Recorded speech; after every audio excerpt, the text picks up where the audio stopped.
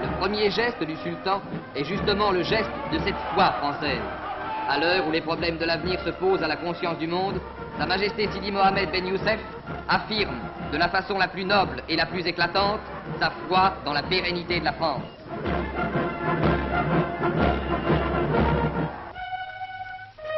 À l'Arc de Triomphe, sur la tombe où dort le soldat de 18, il vient s'incliner. C'est dans cet hommage silencieux l'union de ceux, Marocains et Français, qui se sont battus contre le même ennemi, qui ont gagné la même victoire.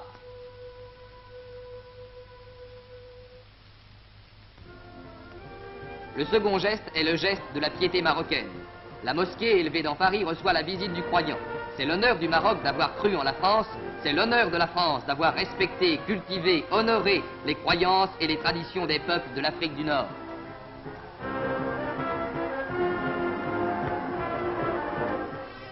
Après ces gestes symboliques, premier contact personnel.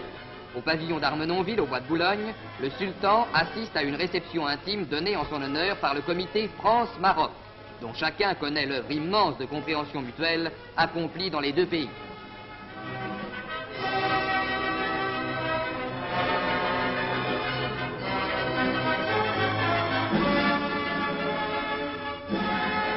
À l'hôtel Talleyrand, dont le gouvernement a fait la résidence du sultan, le général de Gaulle offre à l'hôte de la France le présent auquel un cavalier et un Marocain puissent être le plus sensibles.